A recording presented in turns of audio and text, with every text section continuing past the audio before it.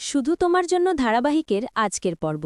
ধারাবাহিকের শুরুতে আমরা দেখতে পাই পুজোর অনুষ্ঠানের মাঝখানে হঠাৎ তিতলি মেঝেতে পড়ে গিয়ে ব্যথার ভান শুরু করে। তখনই রাহি ছুটে এসে চিন্তিতভাবে বলে, কি হলো, কোথায় লেগেছে দেখি, কোথায় লেগেছে বল। তখন তিতলি কষ্টের ভান করে বলে, খুব লেগেছে দিদিভাই, ব্যথা করছে, পারছি না রে। রাহিটাকে ওঠানোর চেষ্টা করে বলে, আমার হাত ধর, ওঠার চেষ্টা কর। কিন্তু তখনই তিতলি দুর্বল গলায় বলে, তুই পারবি না দিদিভাই।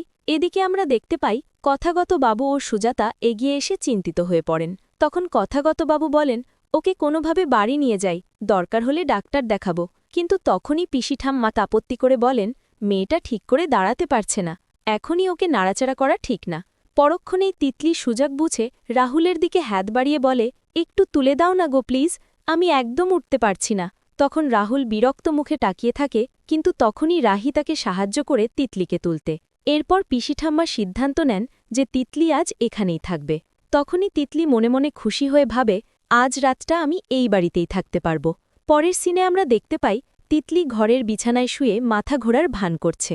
তখন সুজাতা তার পাশে বসে বলে, বড্ড লেগেছে রে তোর, একটু দেখে নি। মন্তাসা তখন বলে, হ্যাঁ কাকিমা, ওর বিশ্রাম দরকার। তিতলি তখন চোখ বন্ধ করে বলে, মাগো, মাথাটা খুব ঘুরছে, আমি আর পারছি না। এরপর রাহি ঘরে ঢুকে শান্ত গলায় সুজাতা ও মন্তাসাকে বাইরে যেতে বলে।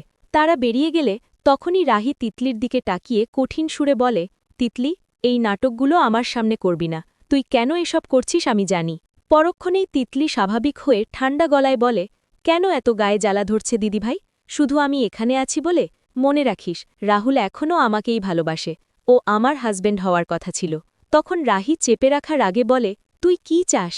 তখনই তিতলি স্পষ্টভাবে বলে, আমি যখন নিজে সুখী হতে পারব না, তোকে সুখী হতে দেব না। যাওয়ার আগে পিসি ঠাম্মাকে সব বলে দেব, রাহুলের সাথে তোর না, আমার বিয়ে হওয়ার কথা ছিল, আর তুই কিভাবে এই বাড়ির বউ হয়েছিস তাও বলবো।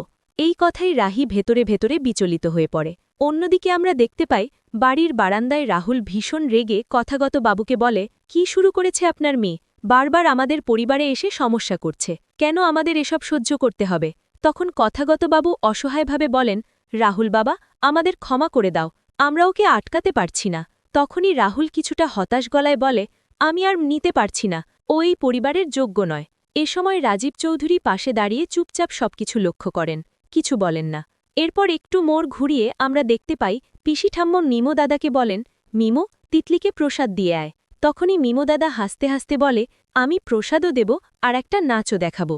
পরক্ষণেই সে মজার ছলে অদ্ভুত ভঙ্গিতে নাচতে শুরু করে বলে, ম্যান নাগিন নাগিন নাচ বোরে। এতে পরিবেশ কিছুটা হালকা হয়।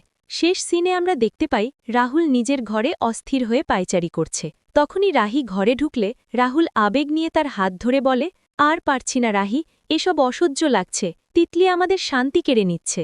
তখন রাহি তাকে শান্ত করার চেষ্টা করে বলে, শান্ত হও, সব ঠিক হয়ে যাবে।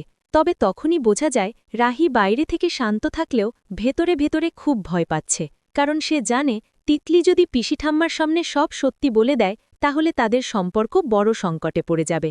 অন্যদিকে তিতলির মনে লুকিয়ে থাকা কৌশলী হাসি আর রাহুলের অসহায় অবস্থার মধ্যেই ঘটনাগুলো এই জায়গায় এসে থেমে যায়। এই ছিল শুধু তোমারই জন্য ধারাবাহিকের আজকের পর্ব।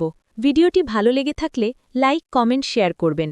আর পরবর্তী পর্ব সবার আগে পেতে চ্যানেলটি সাবস্ক্রাইব করে রাখুন। ধন্যবাদ।